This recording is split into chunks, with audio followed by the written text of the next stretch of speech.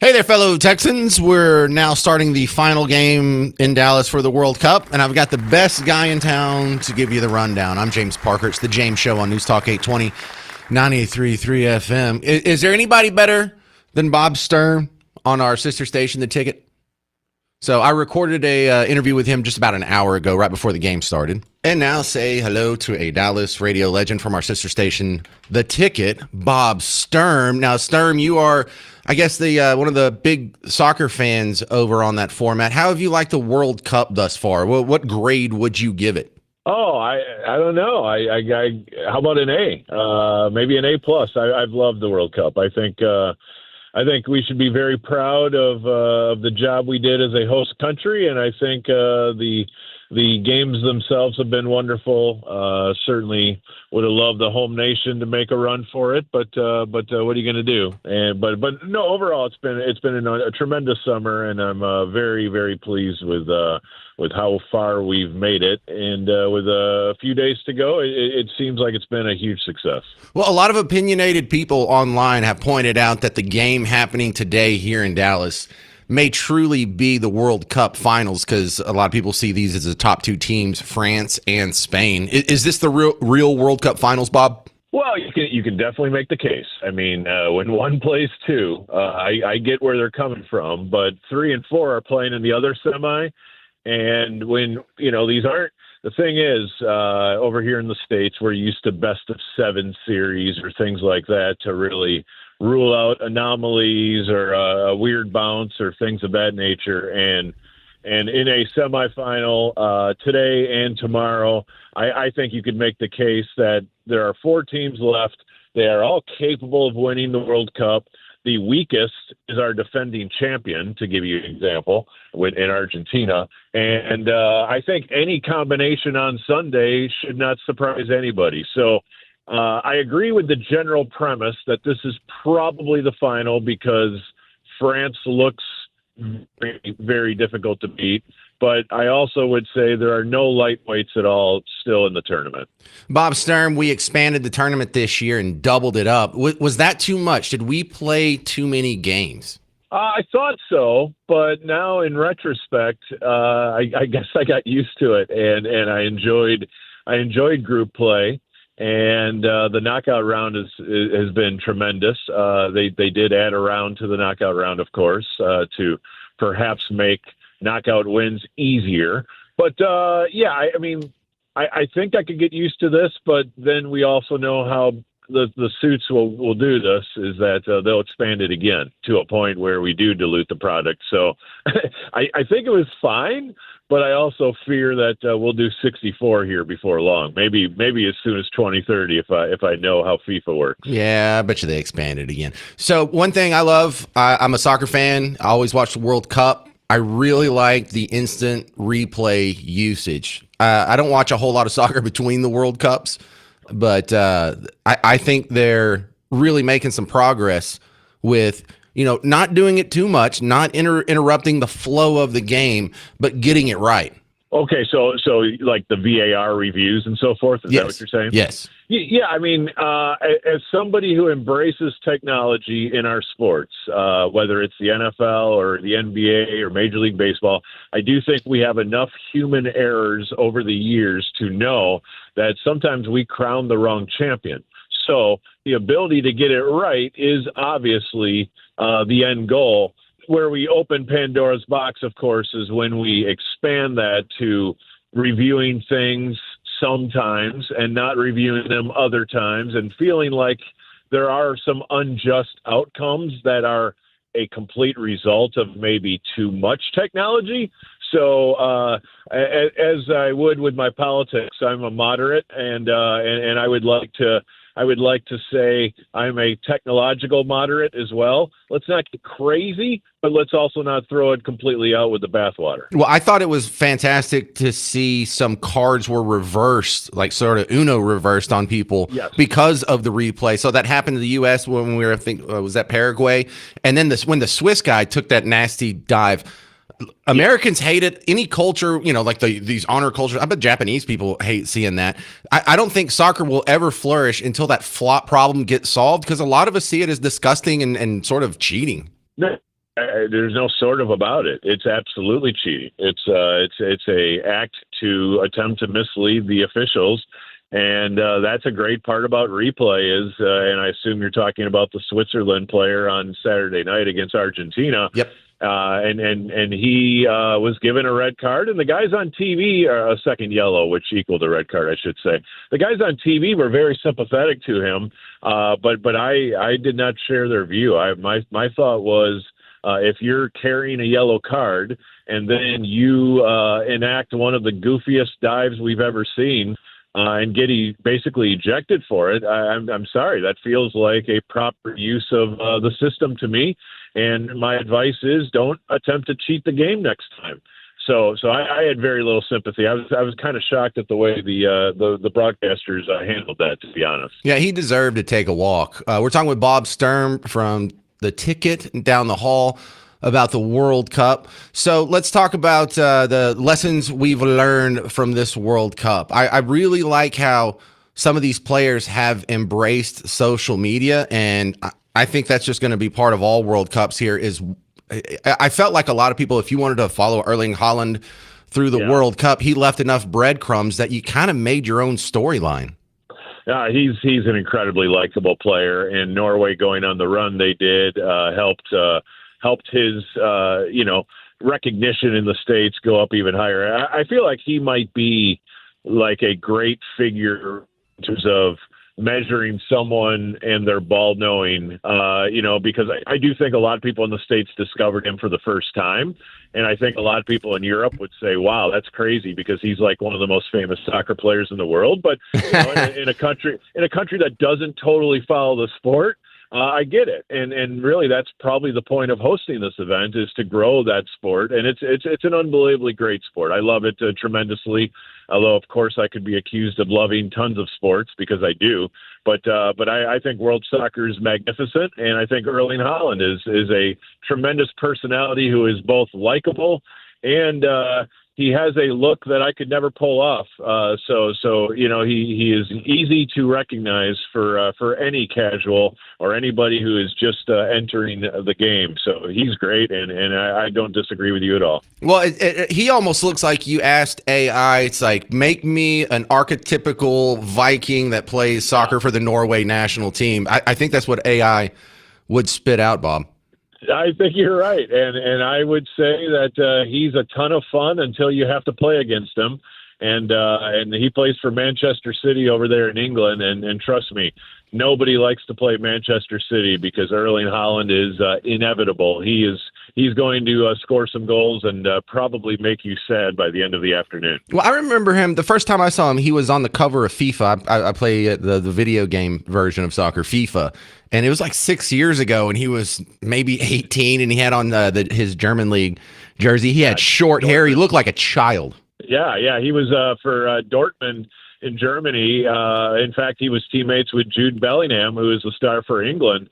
And they were young teenage teammates, and now they shared a hug after their great battle on Miami. So it's cool to see these guys discovered over here. And when I saw Lionel Messi in our fine city, 2 or 3 weeks ago, and when they were playing here, it occurs to you this is probably the most recognizable human alive right now, and that kind of blows your mind a little bit because there's a lot of humans, of course, on this planet, and if you lined them all up in popularity and recognition across the globe, I think Messi is probably the most recognizable human that's living right now. So, right, and then conversely, you could go to Buenos Aires or Barcelona or wherever he's playing now, and they probably don't know Dak Prescott that well. I agree.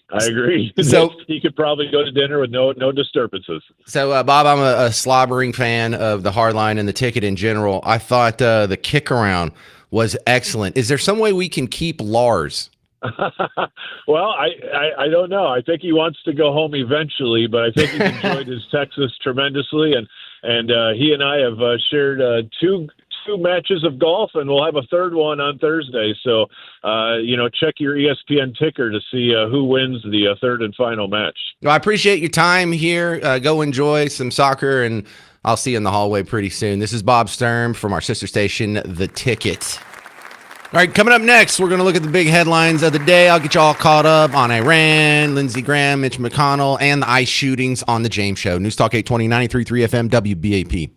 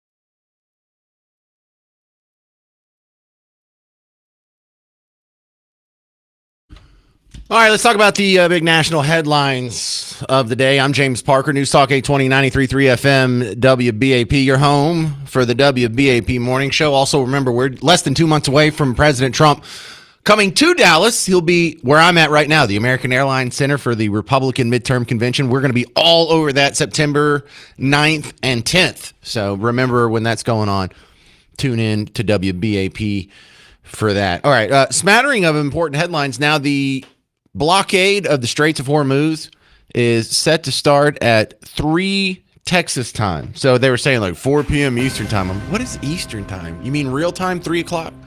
So that's going to start here in about a half hour.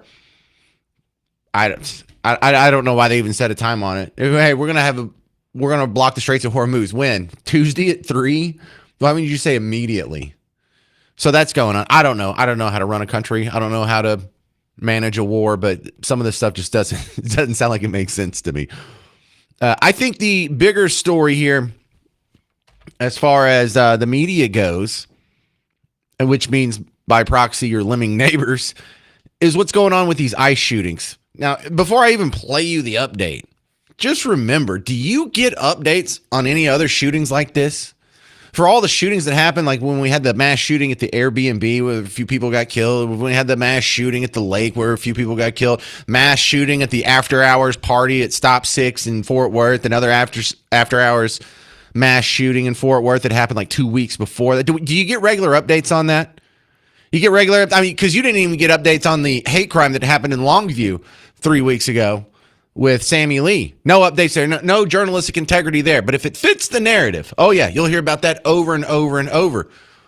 Also, when the ICE agents get shot themselves, do you get updates from them? And when they report on these stories, do you get the point of view from the ICE officers, from the government, or from the half of America that wants our immigration laws enforced? No, you don't. That was the amazing thing I was playing you yesterday is the guy in Houston that got shot. They went and talked to his sons, and they're like, what's it like to lose your dad? What a nightmare. How good of a person was he? All right, now just emotionally blackmail our listeners into agreeing with us. Did they go to anybody in the officer's family? The officers who almost got killed, the officer who had to pull the trigger and end a man's life and is probably going to have, severe trauma because of that. He's not a sociopath. He's probably going to lose sleep. He's probably going to have nightmares because of that. No one's concerned about the negative effect on him, only on the children of the guy who has broken laws in this country for every second of the last 35 years. It's a real piece of garbage media we have out there. This is from our news partner WFAA. They're combining the two stories of the ICE shootings in Houston and Maine. There are growing questions after a second deadly ICE shooting in less than a week. The latest one happened yesterday in Maine, where ICE agents killed a Colombian national. Officials say he was not the person they were after. Just last week, ICE agents in Houston shot and killed Lorenzo Salgado Orojo. ICE admits the Mexican national was also not their target that day. The federal government has not invited us in. The federal government is not collaborating to this point with us in this investigation.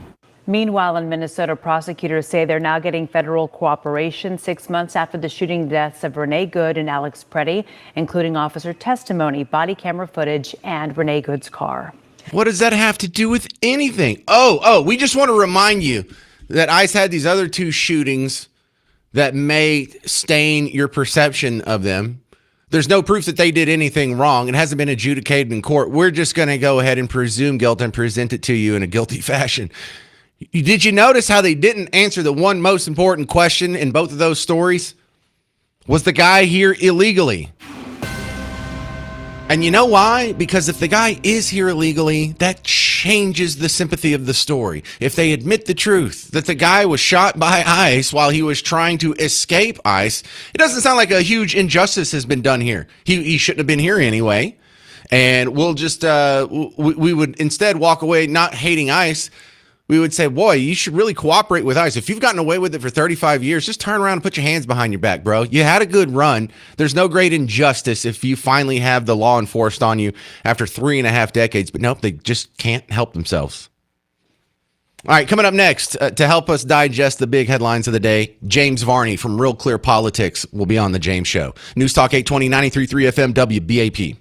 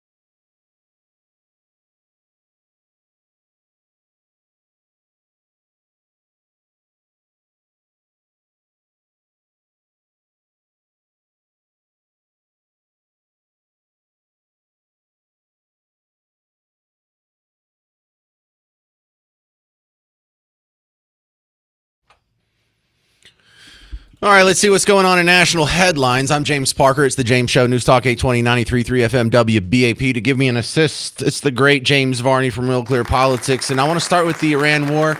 We're starting a blockade in 24 minutes. I don't get this, Varnes. If we want to do a blockade, why do we schedule it for Tuesday at 3?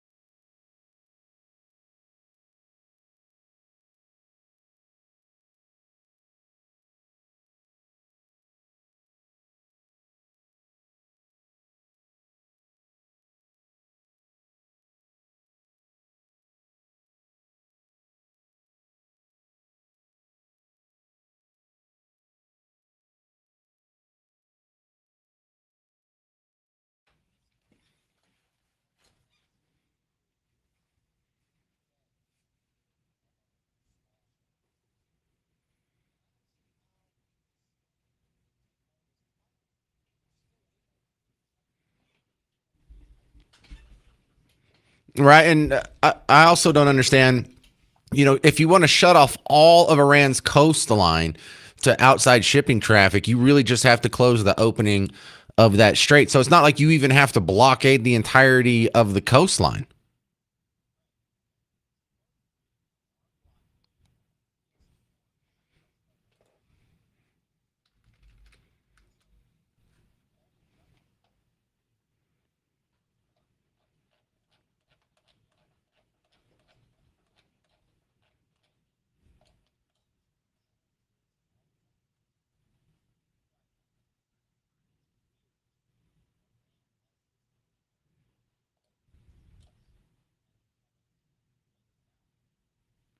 All right, James Varney, let's move on to the next big stories of the day.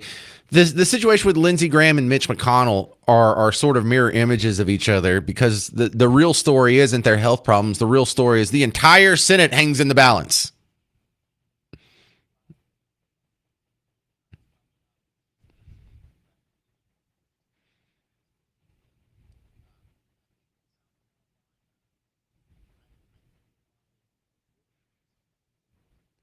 Yeah, his sister.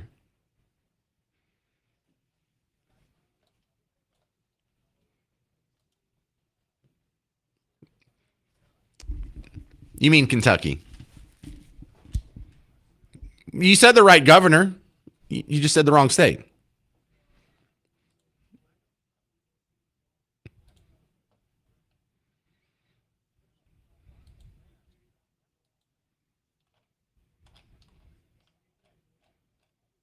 They were the worst. Yeah.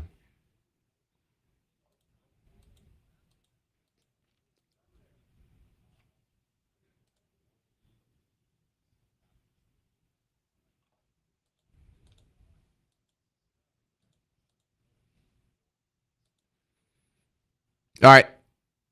I was going to say the last storyline I wanted to run by you, James Varney, is they're really pushing these ICE shootings in Maine, in Houston. I don't know if they're trying to get Bruce Springsteen to write another song like he did for the Minneapolis people who got themselves killed by ICE. But I get the feeling that they're searching for their next George Floyd riot incitement, because it's either this or maybe the Nolan Wells case out of Mississippi, but they're trying to get something to stick.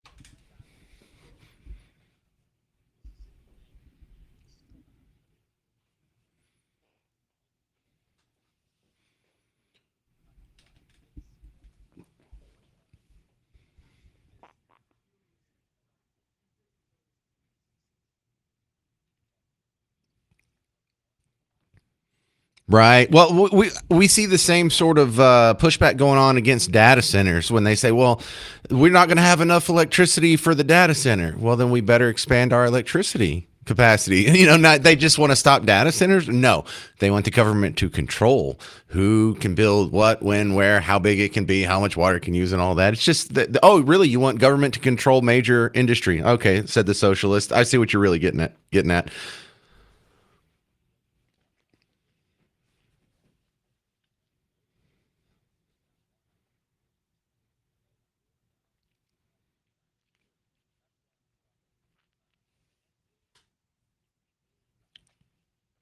That's the most anyone's ever invested in Louisiana's history for all time, probably.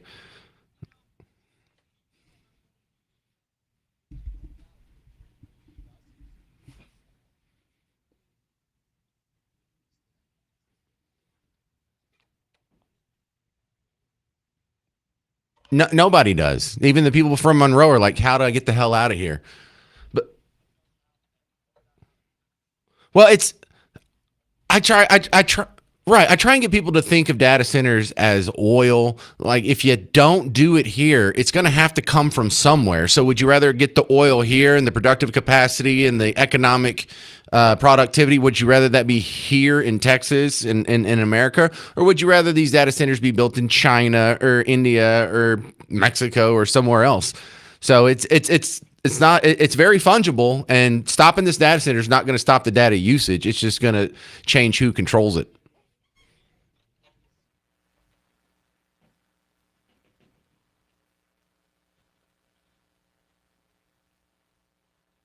All right, Varney, thank you very much for it's a good chat. You can find more of his great work, realclearpolitics.com, realclearinvestigations.com has his long form work. So thank you very much. What?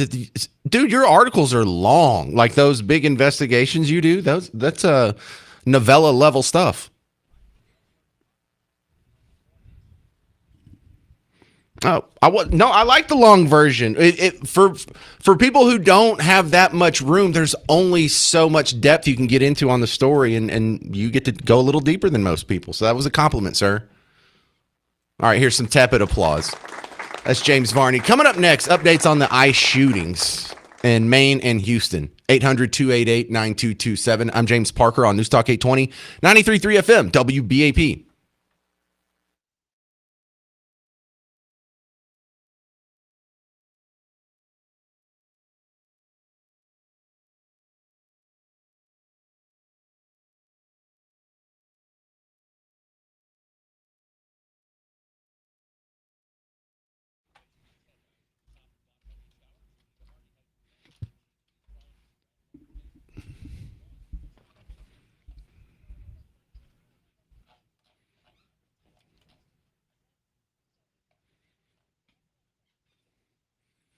Hey, homeowners, James Parker here for Blue Ribbon Roofing. Now, if you've had any of this bad weather, and we've gotten a lot of it, we're not even done this week with bad weather. Check out your roof. If there's any dents, if anything looks different, if you're missing one shingle, you want to go to blueribbondfw.com and get the free roof inspection.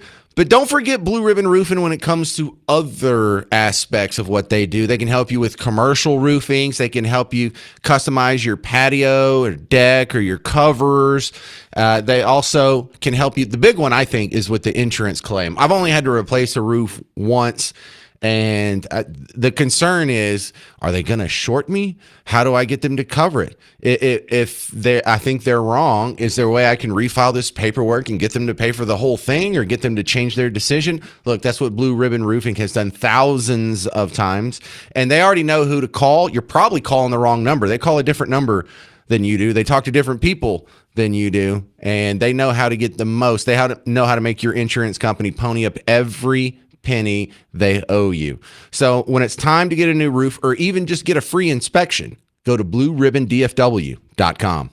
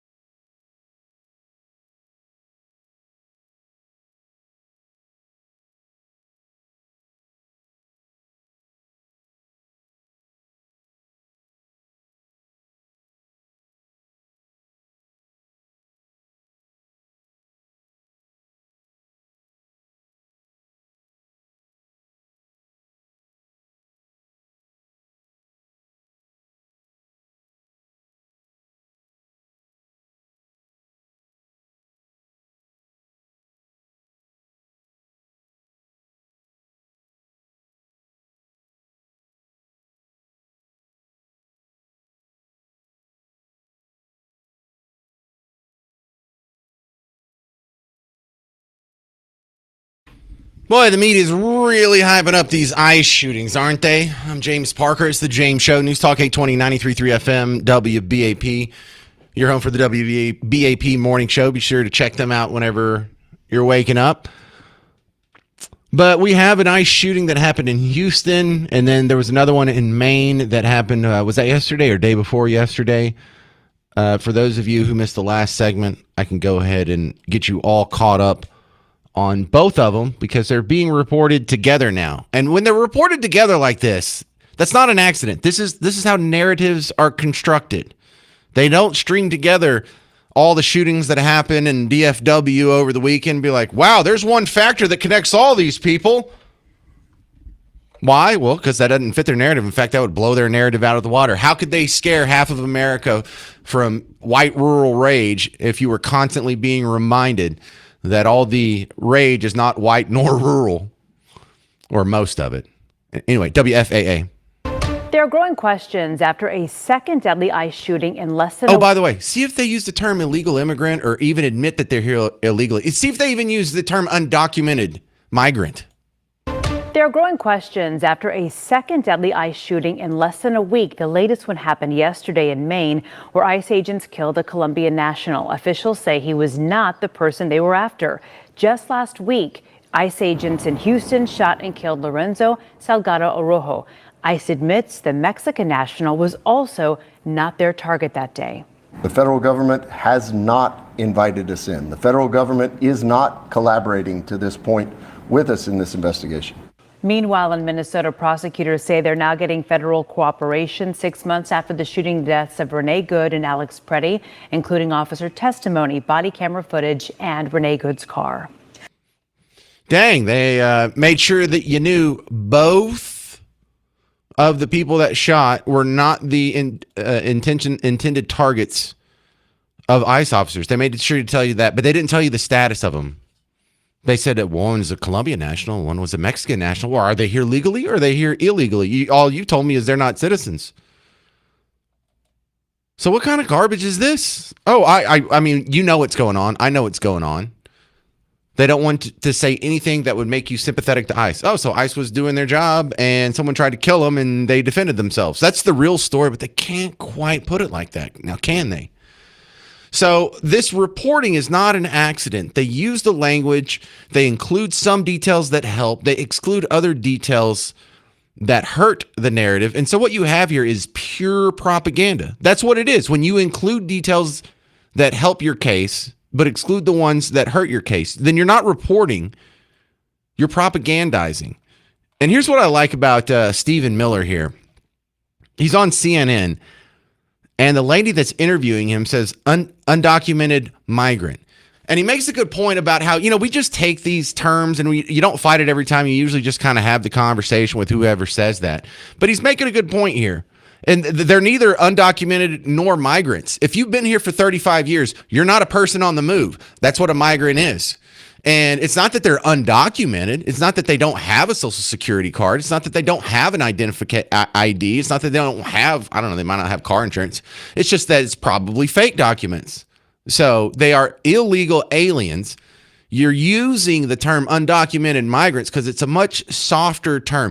It doesn't admit illegality. It doesn't admit injustice that they're here. And when you're using language, I love how he says, when you're using language to obscure the truth, then you're not acting in good faith. Homeland Security Secretary Kristi Noem posted a stunning allegation saying that an undocumented migrant sent a letter threatening to kill the president, promising to self-deport after the assassination. CNN reporting shows that investigators believe the migrant was set up. It was a victim of a setup. What is the administration going to do now? And this is an undocumented immigrant. I do want to note that, but this was someone who came forward, was a victim of a crime, and now law enforcement believes he was set up. Go ahead. Well, I want to clarify what you mean, so we're talking about the same thing. Are you saying this immigrant was here illegally? Yes, but I am, and that's why I said that. I clarified that. You said undocumented, and I wasn't clear what that means. I'm assuming they have a fake ID. I'm assuming they have a fake social security number. That's neither here nor there. That's getting away from the question, Stephen. I want this to be and call me naive, a good faith discussion about what's happening right but now. when we use language that's designed to obscure the truth, that's not good faith. All right, An does illegal this alien risk... is an illegal alien. They're not an undocumented migrant. Okay, that's fine. That's so, another look, discussion for another day. I don't know the details of the assassination threat. All I can say, based on what you're telling me, is there's an illegal alien in our country who's making menacing threats, regardless of the facts or circumstances. Anyway, I love that. Just love that.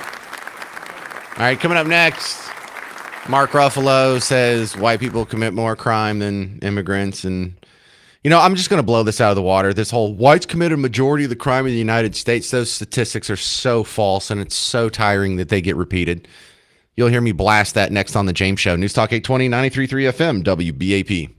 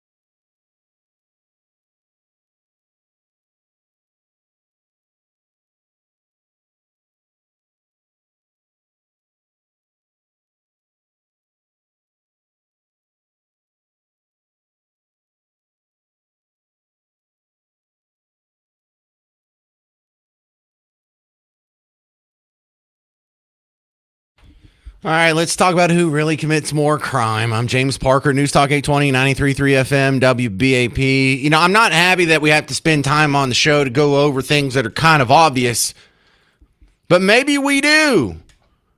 I see things like the Mark Ruffalo video was going viral over the last, 48 hours or so. And I see so many people in the comment section just treat this like it's the gospel truth. And I find it very frustrating. And it's this myth that white people commit more crime. Let's go through it. Let's just start. It's not the immigrants, it's the billionaires. Well, we're seeing what's happening. First of all, we're understanding that the immigrants aren't the criminals. If you look at the statistics, most of the crimes that are committed in this country are by white people, that non-immigrants. And they add to our economy by the billions. And so for every horrible thing that you have to go through in life, you get an equal gift in return. And the gift of this time is that we get to see who the true villains are.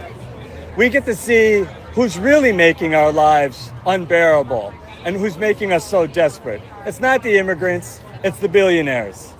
And it's time to take our country back from that extreme wealth that has its hands all over the power of the nation and become a beautiful, burgeoning democracy that works for the people, not just the very wealthy. America is us. All right, so I see one of the studies that shows up a lot has some skewed numbers in the fact that whenever you see someone reporting on something, whenever you see someone make the claim that white people are committing more crime or white people commit most crime, I want you to do some adding up. Because if it is almost 100% when you look at the percentage of crime that black people commit and the percentage of crime that white people commit, if that's almost 100, then they're doing this clever little statistical lie where they're including Hispanics in with white people. Now, historically speaking, going all the way back, there is a very blurry line between Hispanic and white. You know, like I have seen numerous examples of people putting in the race wrong, like where it's clearly a Middle Eastern person or, you know, an Indian Muslim or even a black fellow and they're listed as white. That's one thing.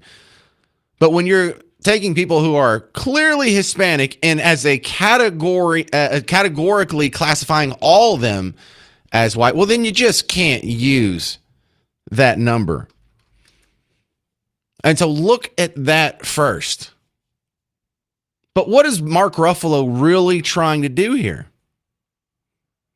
Mark Ruffalo is trying to get you to be more sympathetic to the people that ICE are deporting and less sympathetic to the people who support ICE deporting them. It really is that simple. The facts don't matter. The facts are going to be shoehorned to fit in the predetermined conclusion. But like, here's an example here. If you just type this in, like I'm looking at, what is this, from Google Search Assistant? Yeah, the AI answer. Like type in white people crime, and it'll say white Americans commit the majority of crimes in the United States, accounting for 67.4% of all arrests for violent crimes. Oh, wow, that's a lot. Man, that's crazy. Seeing as how we're less than that percentage of the population, you mean we're overrepresented in the crime statistics? Because since we're only about 60% of the population these days, not true. That statistic is only true if you count all the Hispanic crimes as white crimes. And then you'll find out that if you actually try and separate it out and if you can get somewhat close to actual numbers, well, then we're vastly underrepresented in the crime statistics, and we fall below half. We commit less than half, so we know we do not commit the majority of crimes in the United States. And if this was a racist country, would we allow the blatant lie and slandering, or libel if you're writing it down like the Google search assistant over here, would we allow that to go unfettered? Would Mark Ruffalo be able to go out there and say clear falsehoods that are racially biased against white people if this was a white supremacist country with no condemnation, with no negative consequences whatsoever. He's not going to get blacklisted. He's still going to be in the Marvel universe. He's still getting jobs. He is a good actor. I will say I like Mark Ruffalo as an actor. His politics are terrible. And I'm tired of people lying about it, about me, about you, about most of the people that are listening to WBAP right now. All we do go and we commit crimes at less than the rate of our Hispanic and black neighbors. Not only do we not get credit for it, we are demonized for it. And I'm just not going to sit back and live in that world just unquestioned. You're gonna demonize me. You're gonna convince people to not like me. You're gonna drive up antipathy towards me. Nah, screw you. I'll talk bad about it and keep telling the truth here. But look, this has negative consequences because the people that believe it go on and repeat it, and they base their worldview and their votes on it. Now, I don't know this lady's name, but I just pulled this out as like, wow, these people really buy into this. Now, you and I don't believe what Mark Ruffalo says. You and I don't believe what Joy Behar says on The View or Sonny Hostin or CNN for that matter. I just don't want you to forget that a lot of people do, and a lot of people just accept this as gospel truth, and the worldview that they walk away with is horrific. Black people are being lynched all around the country right now. Really? They are being found hanging from trees in public spaces. Yeah? They're also going missing. They're also being murdered in lots of other ways as well. And I can assure you there is no debate here. No debate whatsoever. Black people do not hang themselves from trees in public. That is not a debate. That is not the world we live in. Don't even try. How about I'll try? I think it'd be a pretty big story. We get national news if someone hangs what is perceived to be a noose in the garage door pull down on Bubba Wallace's latest NASCAR stop. It makes news for 4 months if someone does a perceived Nazi salute at a Stars game in the American Airlines Center. But we're just ignoring, we're just overlooking the mass lynchings of blacks in America today. That's not even believable, but she believes this. This is her world view. And how do you talk someone off that ledge? You know how hard it is to get people to admit that they're wrong? We're not asking her to update her economic policy. We're not asking her to change her worldview slightly. We're asking her to completely turn around 180 degrees and have to admit everything that she believed about race is exactly backwards from the real world. How do you pierce that bubble? 800-288-9227, 800-288-9227. Speaking of updates on the race war, you're going to get updates on the Nolan Wells situation, the black kid that was found dead after hanging out with 3 white friends. Oh, super scary, right? Well, updates next on The James Show. News Talk 820, 93.3 FM, WBAP.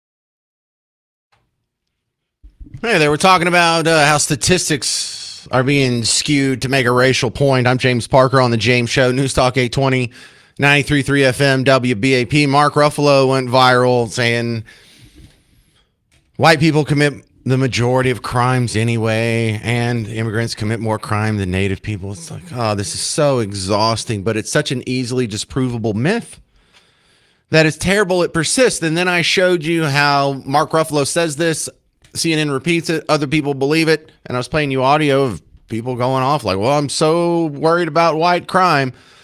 Yeah, sure am worried about white people committing all that crime, because white people and crime go hand in hand, and it's not racist to say so. We're just noticing a pattern. Look out for white crime. More fearful of large gatherings of young white men that come into schools, theaters, and shoot people up. Our country should be more fearful of white men because they are actually causing most of the deaths within this country. White evangelical Christianity is a cancer. These are the worst people in our country. Angry white male studies. Students will explore the deeper sources of white man anger and evaluate recent manifestations of it. For every crime, which of course the majority being committed by white men. Let's talk about the white supremacists. I can guarantee you, I can track down more crimes that they've committed. Yeah, sure. I bet you can. And then even when you try and break it down in smaller chunks, like what if you just did mass shootings? Like here's Roland Martin with a common myth. I know your ass love guns, like I drink protein shakes. But what's real interesting to me here is every time there's a mass shooting, if I had to go to a betting market, I put my money on a white man. Well, you can, but you're probably going to lose. Statistically speaking, you would lose that. Actually, we don't do the most mass shootings. In fact, just think about the news here in Texas this year. We had some mass shootings at the Stop 6 Park in Fort Worth. Who was that? Was that white rural rage, or were they white at all? Well, what about the shooting that happened in the other after hours party that was, I forgot the name of the club, but it was also in Fort Worth. There was the mass shooting up at the Sunday Fun Day in Oklahoma. Edmond, remember that one where like 15 people were shot? What color were those people? Roland Martin. What about the one that happened at the Airbnbs? Both of them here in West Dallas on Memorial Day weekend. What about the mass shooting that happened in Austin on 6th Street? Okay, yeah, remember the Afghan or the black fellow with the Iran shirt on and then the other Iran shirt on under it? So there's a lot of myths out here, and all of them are lies, and all of them are about me, and I'm just not going to sit back and take it. Stop lying about white people. Examine your own communities. Stop blaming other people. Number one, admit the truth. It doesn't make you a bad person. It's not a stain on the entirety of the black community. We all know it's just a tiny minority within a minority that's causing these problems. And as long as you're lying about it and you're going after me, you're not going to solve the problem. That's not what's good for any community. Tony in Oklahoma, you're on News Talk 820, 93.3 FM WBAP. Hey, James, I got a friend on X up in Tulsa, Robert D. in Tulsa. And he's always looking at the bookings up there where they book these guys into the county jail or whatever. And there is an incredible number of Haitians, Mexicans. I don't know if they're south of the border, where, but they're booking them in under white. And somebody posted last night some people over in Tennessee that were black put in under white people. I mean, that's skewing the FBI statistics pretty bad. I think that's a conspiracy. Well, you can notice that they're cobbling in Hispanics with whites when the numbers get too big. Because when you see that like black people commit like 30% of the crime and white people commit 70% of the crime, you're like, okay, so Hispanics commit 0? Someone's getting lumped in there, right? The numbers are too big. And so once you see that, you can just discount that whole thing, and whoever's pushing that is either duped or dishonest. So you can try and point out to them that they're duped. If they're not opening to admitting that they're wrong, just cut off the conversation. They don't want to have an honest conversation. They don't care what the facts are. They've already made up their minds that white people are evil, and a lifetime of conditioning is not going to be undone with one afternoon session of you showing them the stats. Tony. But Exactly. I always tag Cash Patel on it and tell him they're skewing his data. Because wait, Tony, where you at in Oklahoma? Where are you at in Oklahoma? Okay. I'm in Guthrie, just north of Edmond. Oh, pretty close to where they had that little shooting over there. Yeah, the Sunday Fun Day. That's exactly why I include. I know y'all are in my area. Thank you very much, Tony. Yeah, I know I say Texans a lot, but I realize some Oklahoma people are listening. I lived in Oklahoma for a year. I should get credit for that. Kim and Burleson, you're on News Talk 820, 93.3 FM WBAP. Hey, James. Hey, Kim. Hey, man. Hey, I'm just riding along and I'm listening to you, and I tried to follow the instruction you gave, and so I asked the AI assistant pretty much the same thing you did, but I took non-Hispanic whites out, and it's still 48 to 52% of total crime is by whites. And now I would assume that makes perfect sense considering whites are the majority. So it's like, okay. So what are the two numbers again? I did just what you did. I asked Google Assistant what percentage of crime in America is committed by white non-Hispanics. Yes. It said 48 to 52%.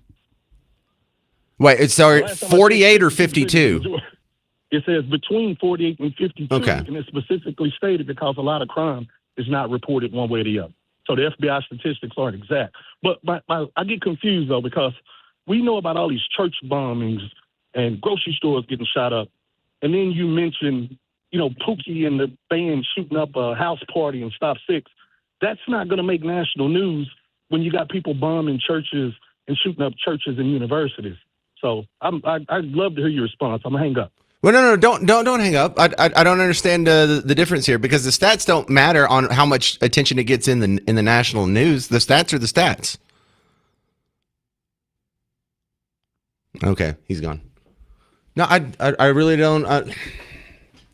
Look, the statistics are overwhelming in the fact that the crime that you described, that's not some crazy white guy going and bombing a church, happens far more often, even though it doesn't get nearly the attention. Like, we're getting follow-up on the ICE shooting that happened almost a week ago, I guess maybe almost a week ago in Houston. We don't get follow-ups on the Pookie shootings. I like that term, by the way. We don't get follow-ups on those. So in the public consciousness, you may feel like that's a much smaller deal. But for every black person that dies at the hands of a white person, there's like 30 of them that die at the hands of another black guy. Anyway, I'm out of time. I don't know. I'll think about that and see if I can understand what he was really asking, because I really want to address that next on The James Show. News Talk 820, 93.3 FM WBAP.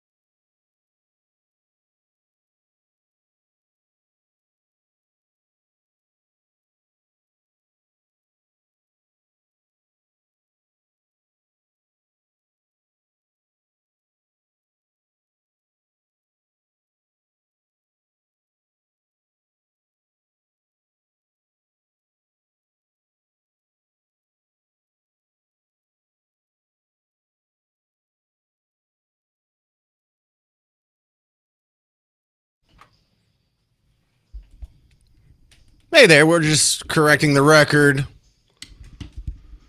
Correcting, I guess, Mark Ruffalo on race crime stats. I'm James Parker. It's the James Show, News Talk 820, 93.3 FM, WBAP. Yeah, and I've got a text from a friend of mine saying Mark Ruffalo's terrible. Well, look, he's an okay actor. He was a terrible Hulk. All right, well, I didn't see him in Marvel, but I've seen some of his other movies. And I don't buy into that just because someone I politically disagree with, they all of a sudden become a washed-up, terrible actor. He's a great actor. His politics are just ridiculously wrong. For those of you just joining us, I'll catch you up real quick. This went viral in the last 48 hours. Mark Ruffalo. It's not the immigrants, it's the billionaires. Well, we're seeing what's happening.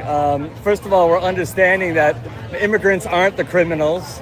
If you look at the statistics, most of the crimes that are committed in this country are by white people. Wrong. So let me give you an example of the wrong statistics. There's a lot of people that repeat these. These will be repeated on CNN and M. Snow and ABC, NBC, CBS. But I had this pulled from a show we did last year right after Charlie Kirk was assassinated. Of course, he went hyper viral and a lot of his videos were making the rounds, and then people were debunking some of his videos. So here's one of the worst debunkings you've ever heard. About 13 to 14% of the population. Yes, about half of all prisoners are black. Exactly. So blacks commit more crimes than whites do. They commit more murders, they commit more arsons, they commit more kidnappings. For example, blacks are 13% of the population and they commit 58% of all the murders. Okay, let's talk about it. These are obviously racist claims, but hang on. How is that racist? If it's true and he's just reading statistics, how can that be racist? Can you not have an honest conversation without being called racist? How can he present these statistics without being accused of racism? Is there a way? I will respond to them as if Charlie Kirk were a reasonable person. Okay, just start with an insult. Well done, sir. Well done. Americans, about 13 to 14% of the population. Yes, about half of all prisoners are black. Wrong. Just 38% of America's prison population is black. That's according to the U.S. government. But it makes you wonder why Charlie feels the need to add an additional 12% to the black prison population. Could it be because his bigoted talking points only work if he exaggerates them? If Charlie were actually looking for the race that makes up half the prison population in the U.S., he'd look no further than white people at 57%. All right. That's exactly what I'm talking about. So if you take the white prison population, 57%, and you add it to the prison population that this guy admits, the black prison population is 38%. What number are we at there? 38 plus 57. Y'all still with me? We're at 95%. You mean only 5% of the prison population is something other than white or black? Not believable. Not believable. No. So right there, you know he is conflating. He is putting together the Hispanic crime rate with the white crime rate, which disproves what he's all about to say next. Number one, they're not a majority of the prison. White people are not a majority of the prison population, which means white people don't commit a majority of the crime, which means white people commit crimes at a much lower rate than the black counterpart. So what Charlie Kirk just said there is true. So blacks commit more crimes than whites do. Wrong. The word "so" is doing a lot of heavy lifting in that sentence. So blacks commit more crimes. He's saying "so" as in therefore, as in one could conclude. But Charlie knows he's lying. Even if he hadn't just lied about the black prison population. He didn't. Charlie is smart enough to know that correlation does not equal causation, but he's hoping that you don't know that. So he deploys the word "so" to make you think he's coming to an obvious conclusion. So blacks. Instead, he's making an illogical racist leap. Charlie knows. All right, so the truth there is what he was saying was true, has nothing to do with race, and this is your only comeback, is to give some improper stats that clearly leave out every other race but whites and blacks, and then accuse Charlie of racism. Ad hominem attacks there. Oh, he's confusing correlation and causation. No, he's not.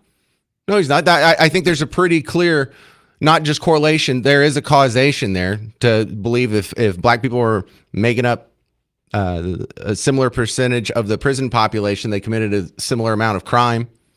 Like, these proportions are not anything crazy to the statistical world. That we don't have usable data about who commits crimes. It's impossible to have that data since so many crimes go both unreported and or unsolved. Oh yeah, so we don't have enough information. I have enough information to know Charlie Kirk's wrong. So how does that work? How can you definitively say Charlie Kirk's wrong if you're saying we don't have enough information to know either way? You can't have it both ways, sir. You can either debunk him with some real numbers, or you can say we don't have legitimate numbers. But to just do both, okay. He knows that we only have data about arrests and convictions. I'll come back to that data in a moment. What's painfully obvious is that Charlie Kirk isn't interested in understanding the statistics he so carelessly misquotes. He's interested in making bad faith arguments. Who's carelessly misquoting statistics now? That becomes even more obvious in his next point. Blacks are 13% of the population and they commit 58% of all the murders. Wrong again. And how? Loud this time. If Charlie were interested in honesty, he would have mentioned the other 1350 statistics. Yes, black people are about 13% of the population, but make up 53% of all criminal exonerations. In fact, black people make up 55% of all murder exonerations specifically. Black people. All right, so let's stop right there. Black people commit 55% of the murders is the claim Charlie Kirk's making. This guy's saying that can't be true because black people also make up 55% of murder exonerations. However, if we lived in a just colorblind world, wouldn't your level of exonerations match the level of your criminality? And so isn't the 55% of exonerations proving how colorblind our criminal justice system is? It's not more or less than the rate by which you commit the crime. Man, I mean, the guy's debunking himself and not even realizing it. The guy is presenting statistics that throw this whole racism argument into the ditch while claiming Charlie's misquoting, being dishonest, and it really is that bad, y'all.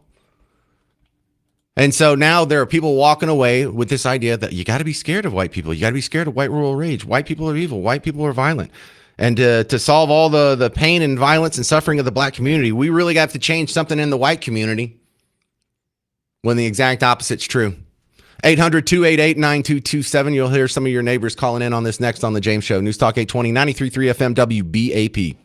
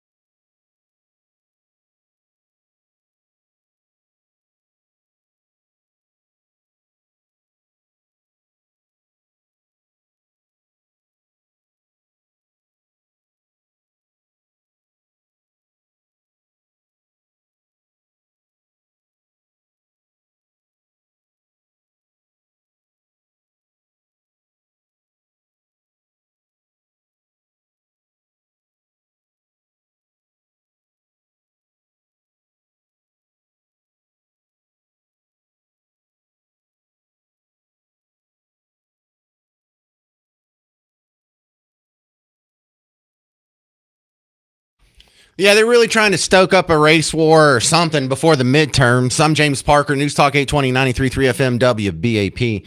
And make no mistake, there's no hate in the debunking of these crime statistics. I'm not telling you that whites committed crime at a lesser rate than these other people are putting out there because I'm trying to drive up antipathy toward minorities. I'm trying to show you that we don't hate you. We're not doing this out of racial hatred for people. We're not lying about someone based on the color of their skin. In fact, we're being lied about based on the color of our skin. And I don't know how many times I have to repeat this, but I should probably do it more. I am not racist. Anybody who believes in racism believes in a failed ideology. Like you could really determine someone's characteristics based on an immutable trait such as skin tone. A little ridiculous, but fine. I'm aware some people think that way. I'm just going to speak out against it. And just for anyone who tells you that they don't like what I said because it was racist, they are admitting that they, number one, missed the point of what I said, so they don't understand my position, or number two, they're absolutely lying about me because they don't have a good comeback. Ken in Arlington, you're on News Talk 820, 93.3 FM, WBAP. This is all going to be turned into a race issue. I mean, the Mexicans are going to say, the old saying is, you don't know what it's like to be walking white black or driving white black. Well, that's true. I'm white. The cops roll up on me. My vehicle goes in park. My hands go on the steering wheel. I'm not running. When they ask for a driver's license, I'm giving them my driver's license and my CHL because I carry. Yeah, I always reject the idea that look, what you should do, Ken, is immediately reject the idea that your opinion is worth less than someone else's based on the color of your skin. When someone says that, they are making a racist assertion. Now, that doesn't mean they're a racist person, but that fits in with the definition of racism. You think people have immutable traits that you can determine based solely on the color of the skin that render them better or worse than other races. Well, when you say, well, you can't understand it because you don't drive while you're white. Oh, so my opinion means less because of the color of my skin. That's a racist statement. You should reject that, fix that before you even continue with the conversation, Ken. But there's not going to be a race war. Look, the Hispanics are 50-50 on Team Red versus Team Blue now, so you can put that to bed. And judging by the I don't want to say the majority of what I saw, but it's getting a bigger percentage of what I saw from the black community in response to Carmelo Anthony. I have a feeling this is kind of starting to dwindle out, and maybe George Floyd and those riots were one of the last convulsions that we'll see. I don't think a race war is possible. I think with social media and the connectivity that we all have with new technology, that they can't just continually lie about the antipathy white people are pretending to hide behind closed doors much longer. Well, but what's going to start happening now, and this is true, that the conservative Hispanic population are not the ones that are running from ICE. They're not the ones that are yelling race issues. The ones that are on Team Blue that support the illegal aliens or are going to be the first one to throw out the race card, they're the ones that are going to cause all the problems. Well, no one loves calling me a racist more than liberal white people, too. That's kind of the biggest thorn in my side, Ken. And for all the people that try and get me fired by talking to my boss or sending emails to the board of directors or CEO or whoever you know up the management chain, almost always a white person. With that, let's go to Robert in Dallas. Hey, Robert, you're next up on News Talk 820, 93.3 FM, WBAP. Hi, James. Thanks for taking my call. Thanks for calling. If I remember right, when Obama was president, the first 2 years of his term, the Democrats had a supermajority in Congress. Is that correct? Yes. So back then, if they wanted to do something about the immigration laws, they could have done almost anything they wanted to, but they didn't. And so... Well, you know why that is?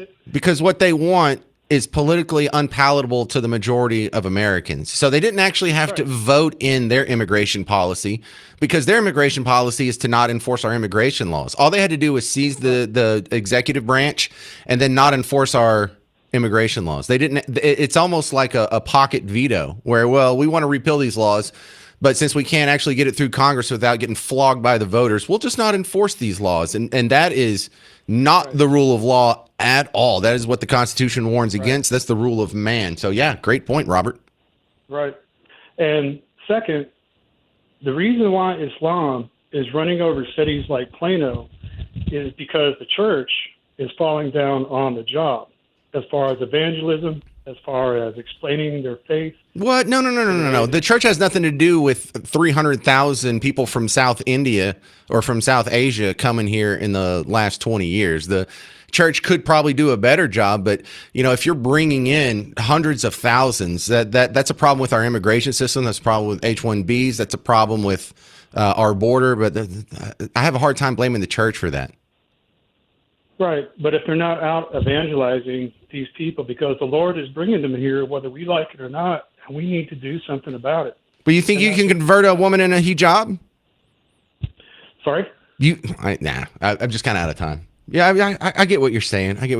And I'm not trying to be like defensive of the church. Of course, they could do more and we could do better, but if there is such thing as bringing in people at too big of a clip for the church to absorb and help assimilate. That's for sure. 800-288-9227,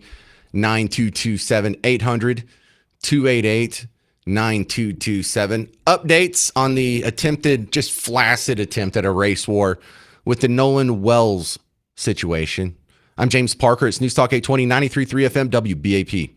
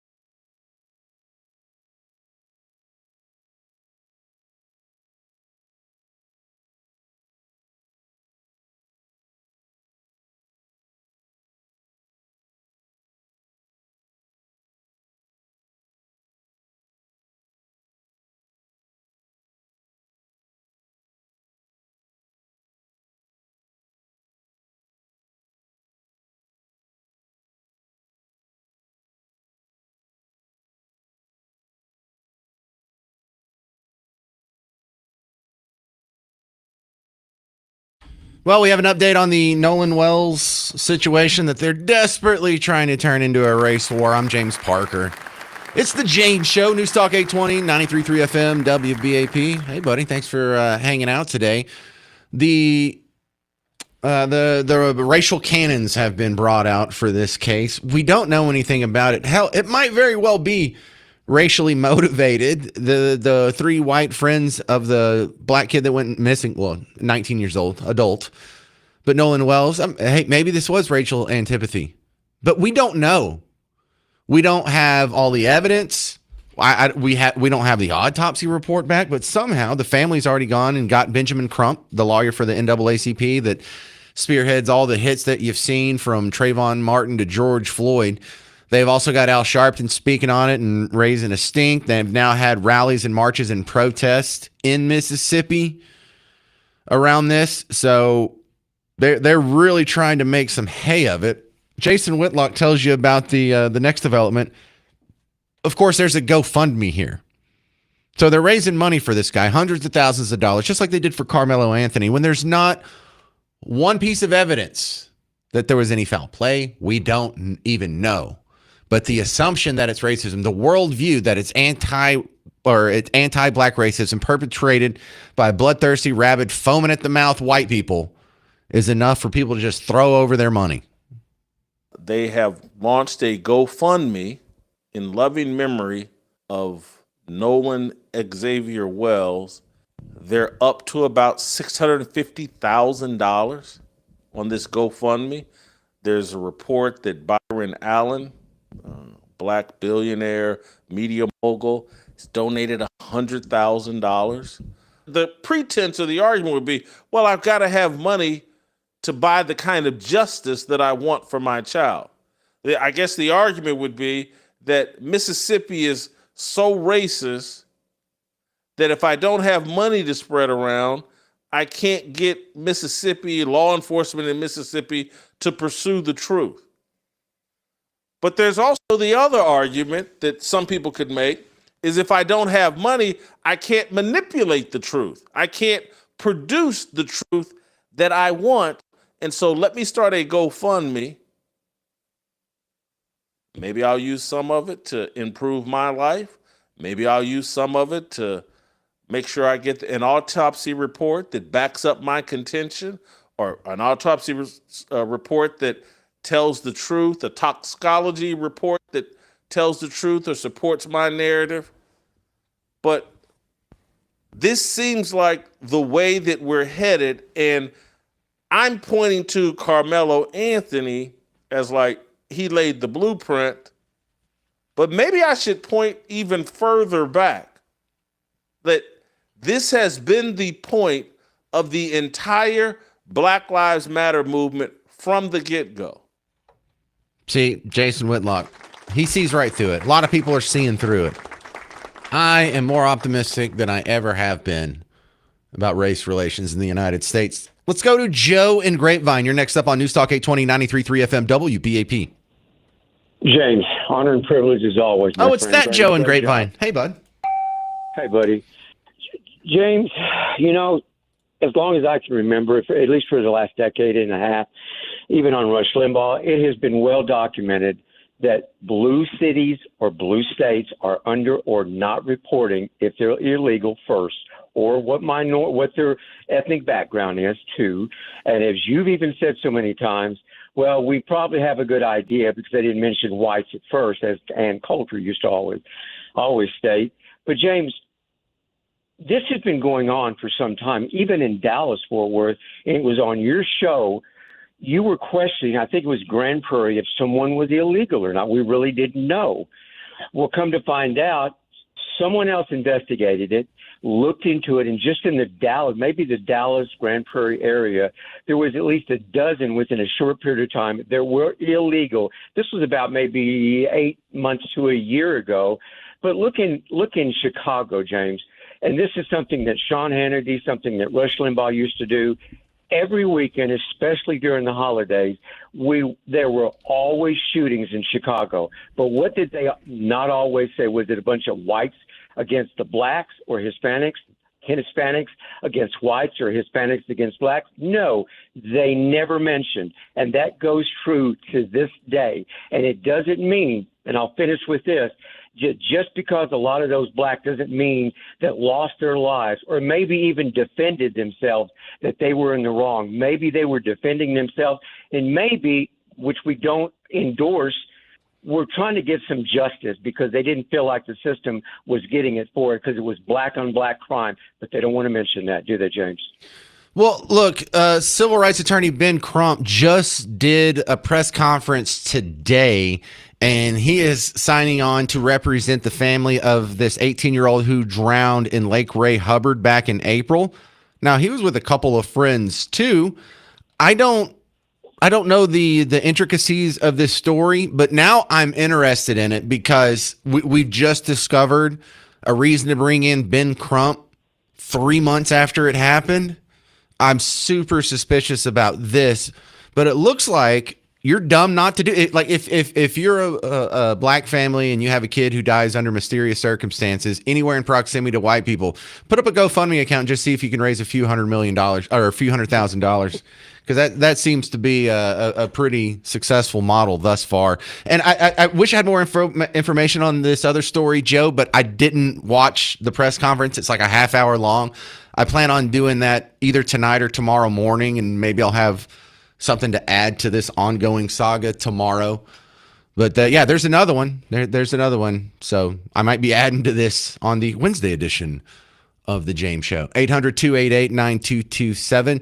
Still coming up, the latest word salad from Kamala Harris about the WNBA. I'm James Parker. It's News Talk 820, 93.3 FM, WBAP.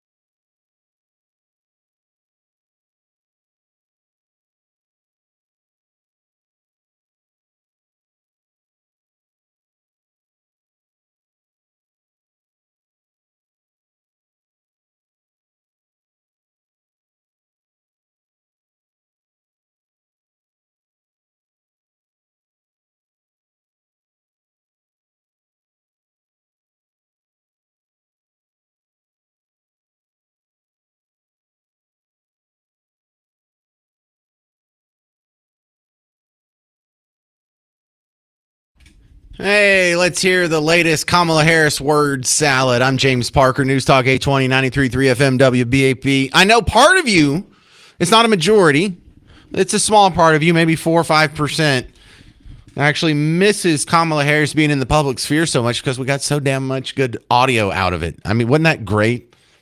That whole that presidential election cycle, because they didn't trot her out in front of the media much when she was a senator. And they didn't trot her out a whole lot when she was vice president. But when they were making her run for president, boy, it was just coming every day.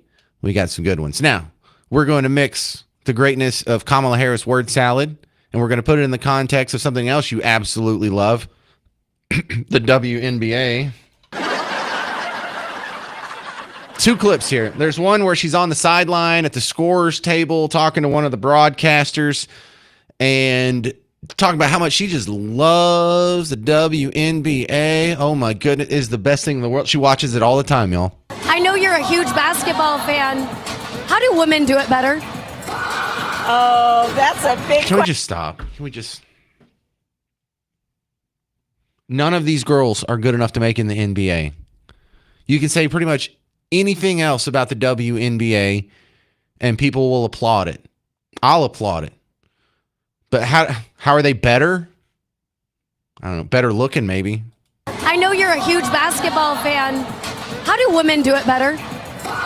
Oh, that's a big question about so many things.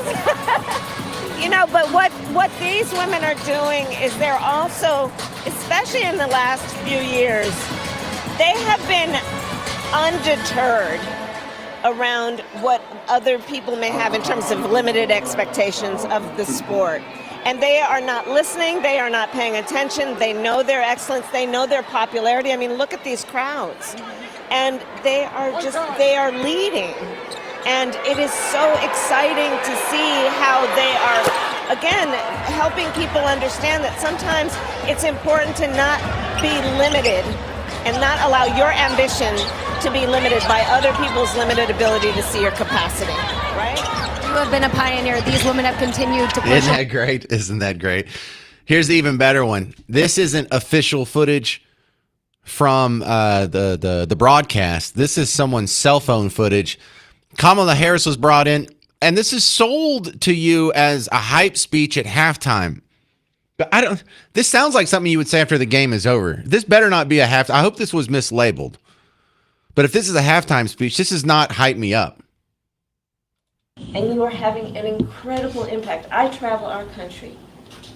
Young girls, boys, people of every gender, background, race, watch the W. Yeah. No, they don't. And understand how inspiring it is. So keep doing what you're doing. You guys are impacting people who you may never meet, people who may never know your names or mine, but they are aware of what you are doing. And it is giving them a sense of their value and their dignity and what they have a right to expect from this world. So congratulations on this game, but congratulations as much as anything else for the path you guys are charting. It is extraordinary to watch. That's it. Boy, they really think highly of themselves here. This is Al in Dallas. You're on News Talk 820, 93.3 FM, WBAP. Oh, how you doing, sir? Hey, Al. Okay, this is my thing. I listen to you all the time. We agree about 90% of the time. Oh, cool. Thank you. You have children, don't you, Mr. James? Yes, I have 4 children. Put yourself in the position of those parents. Okay. Was killed. Wouldn't you be concerned, regardless of the race of the people involved, that if your son or daughter, God forbid, went out with some friends and they wound up dead? What? Okay, but these things aren't connected. Of course I would be concerned, but I wouldn't call a race huckster. I wouldn't call the white equivalent of Al Sharpton. I wouldn't call, who is that even? David Duke or Jake Lang or Nick Fuentes? I wouldn't call a race hustler ever to go address the media, no. Okay, well, the thing about it is you may not like Mr. Trump, but you have the right to retain him because... no one says he doesn't have the right to retain him. Please don't do straw man on me. Okay. All I'm saying is that, we still have some unanswered questions, all right? Agreed. No one says we don't have unanswered questions. We all agree we have unanswered questions. The problem is these people have brought in the racial angle with Benjamin Crump, and there's absolutely no evidence to suggest that anything racial is part of the story. So what this does do is betray what is in the heads of the parents. The parents think that there's something racist. The parents see race as the essential defining characteristic of these boys. These parents are racist. If this is what you do in reaction to your kid dying, or your kid, like in Carmelo Anthony's case, murdering someone else, is you go call a race hustler, I think there's a pretty good chance you're pretty ate up with racism to begin with. Well, we just don't agree there. I mean, the bottom line is this. I'm open-minded. I'll wait to see where the facts lead. Okay, I don't believe in overreacting. I believe in letting things play out to see what happens. But if they want to bring Crump or whoever there, that's their right to do so. I don't believe it's been made racial. But, we just don't agree on that. How can this name a case that Benjamin Crump has been a part of that wasn't racial? Name a case that wasn't racial?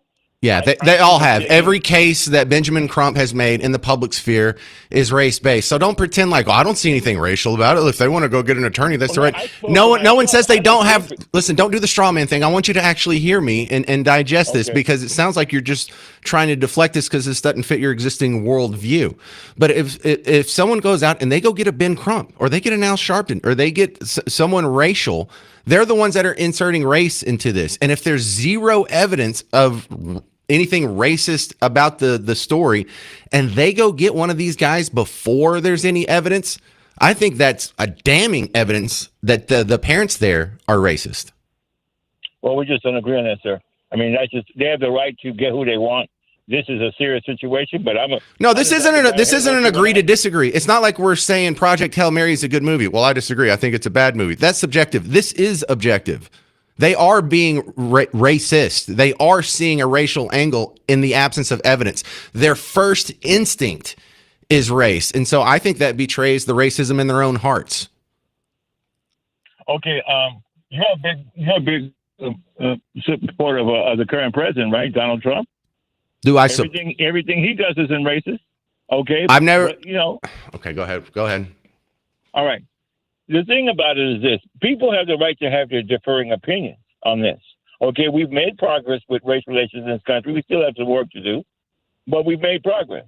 But in this case, whoever the parents of that young man who's dead at a far too young age want to enlist to do this, they have the right to do that.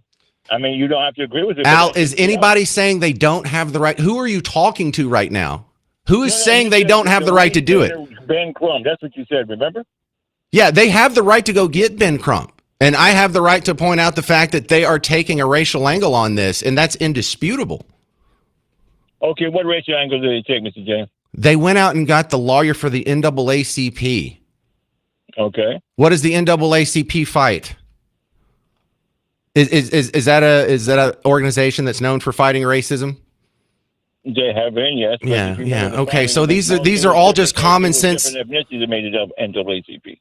These are all just common sense, the conclusions that any normal person would make. You are inserting race into the situation when you bring in the lawyer of the NAACP, right? I don't agree with that, sir. Why else would you call the NAACP? Because you had a plumbing leak? Well, the NAACP was founded with a myriad of ethnicities. It wasn't just black people. No one said it was. Again, with the straw man. Stop with that. Well, you have the right to your take on this, sir. But again, are you under the impression the NAACP isn't a civil rights organization? I didn't say that. All right. Nothing's going to get through there, is it? 800-288-9227. I'm James Parker on News Talk 820, 93.3 FM WBAP.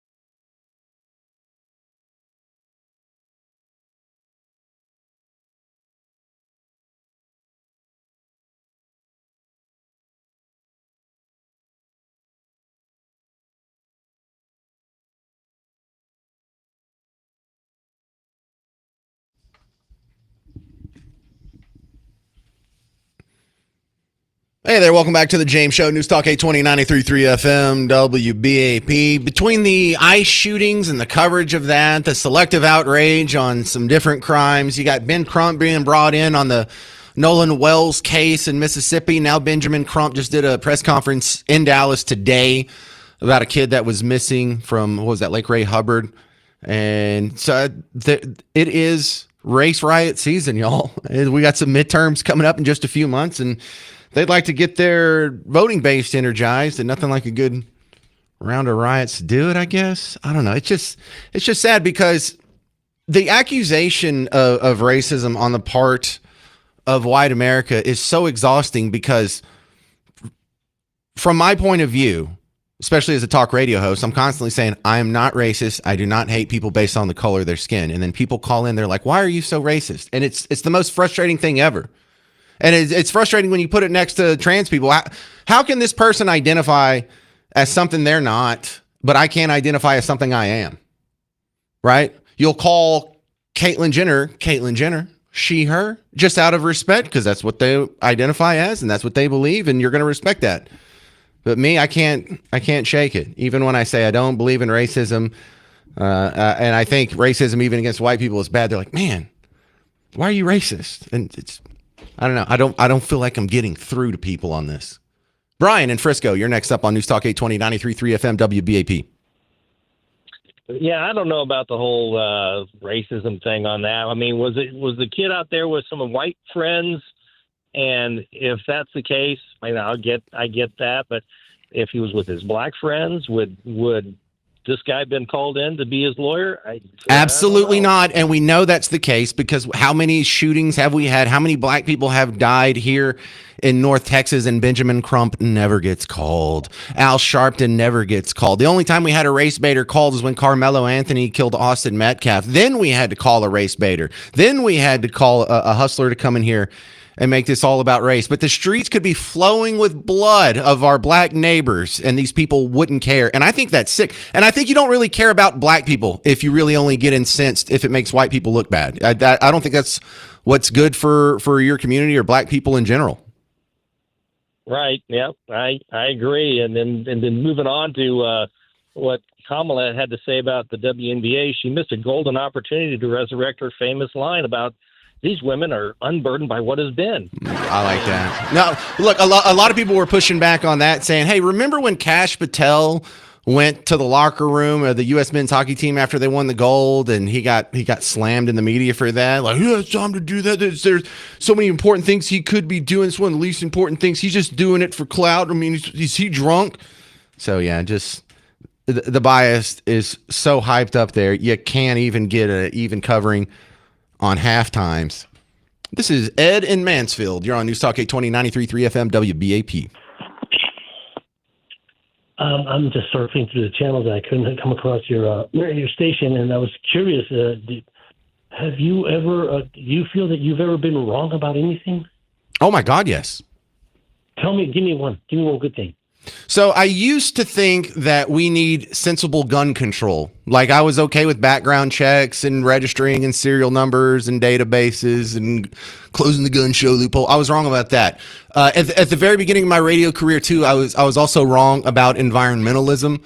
I believed in global warming, not so much so like an Al Gore or whatnot, but I did believe that man-made contributions to the climate were causing bad events and we needed to get a hold of it. I don't believe that anymore. So absolutely, I've been wrong about things. So then what do you believe about gun control and the environment now, after you change your mind? Oh, what are we just doing a survey here?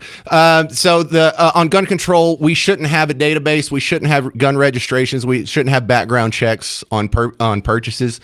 I believe that all of that is an infringement of your gun rights. I also recognize that in the different places that try different gun control regimes, you're not getting the effect that is promised by gun control laws. So I've actually come down and instead of being okay with the gun control situation as it is, I think we should repeal what few gun laws we have. On the environment, we're fine. Global warming's not a big deal. Every prediction that's been made about global warming in my entire life has been wrong, except for the parts per million of CO2. And that actually doesn't help their case because they told us if it ever got above 400, that would be the point of no return. And it would be ridiculous to even try then. And so here we are above 400 and they're still trying. But we still have the glaciers in Glacier National Park in Montana. Inconvenient Truth said they would all be gone by 2020. It also said we wouldn't have snows on Mount Kilimanjaro. It also said we wouldn't have polar ice caps in the summer by 2013 or something ridiculous like that. So all of those predictions have fallen on their face, and so I don't believe any of that anymore. I'm not as well versed as you are about the environment or gun control for that matter, but with regard to the environment, I'm not sure if any of what you said is accurate or not. But that's all right. What I'm more interested in is if how you come across to change your mind about anything. When you grew up, did you? I mean, obviously you had a mother and father. Did you have brothers and sisters? I don't know what you're getting at here. Yeah, I had a sister, but what's the point of this? I'm getting there real quick. Okay, I'm getting there real quick. You had brothers and sisters. You had a family. Clearly, you didn't agree on everything. You had a disagreement about one thing or another. Is that fair? Sure. Okay, over 300 million Americans. We're not all going to agree on anything. Why does it have to be your way? Well, it has to be my way when if someone's going out there and they're saying the sky is green and grass is blue. Nobody's saying that though. Don't make ridiculous. Of course they are. Come on, of course. I'm speaking realistically. Calm Why down. Does everybody have to agree with your point of view because you're making ridiculous analogies. Well, because on some of these things there is a right and a wrong. Now on subjective things, on opinion things, there's not. But the fact that black people commit crime at a greater rate than white people. Wrong? Is that it? Well, no, statistics. There are things that are provable. That's right. Let's go on facts. I love that. Good. Yeah, so white people do not commit a majority of violent crime in America. And the people that say that, I have no problem correcting them because they are wrong and I am right, and that is provable. Okay, I like that. I love facts. Republicans historically, and I'm talking historically, this is not my opinion, these are facts, have increased the debt again and again without fail. Yeah. Why do you support that? I don't. Then why do you support Trump? Who says I do? This is your first show, isn't it, Ed? Is this your first show? Trump? No. Do you support Trump? No, I'm a libertarian. I vote libertarian. Well, then I would never have known that because you seem to agree with everything that Trump says. No, see, you came to that conclusion so you wouldn't actually have to address the facts that counter your worldview. And this cognitive dissonance is easier in your head if you can look. I want you to answer that. Tell me. Which part? What's your question? Anything. Ask me a question. Ask you a question. It contradicts what I just said. I don't care about your opinions. You called me. I didn't call Ed in Mansfield. No, you're right about that. But I care about your audience because you are influencing them and giving garbage. What did I say that's not true? You're okay. What was that thing on the radio? Okay, well, just that you are correct about your opinion is right. No, not necessarily everybody agrees with your opinion. You know, you may like this or that, and that's fine. But not everybody has to go along with what you say. For example, it's just like going to a grocery store. Hang on, let's come back. What did I say that's not true? Okay. Yeah, there's nothing, bro. Keep listening to the show. I'm not who you think I am. You have a caricature in your head that's already built of me, and it's okay. That's fine. Okay, I know there's a lot of other people in the talk. Let me ask you a question. All right, you got like 30 seconds. The black analogy about how Ben Crump is there and if it weren't for a black person or if it weren't a black victim, he wouldn't have been there. Well, you know, what about the converse? What if it were a white person that would be a victim?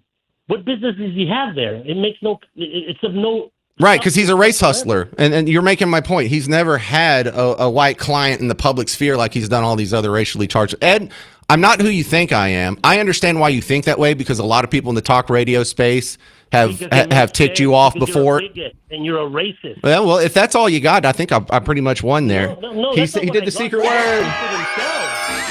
See, you can't say anything I've said that's incorrect, so you are forced by your cognitive dissonance to try and discredit me. So first you try to accuse me of being a blind, sheepish Republican Trumper, wrong. And now you're trying to accuse me of bigotry and racism, wrong. Maybe you should reevaluate your worldview. Maybe I am right on some of these things. 800-288-9227. I'm James Parker on News Talk 820, 93.3 FM, WBAP.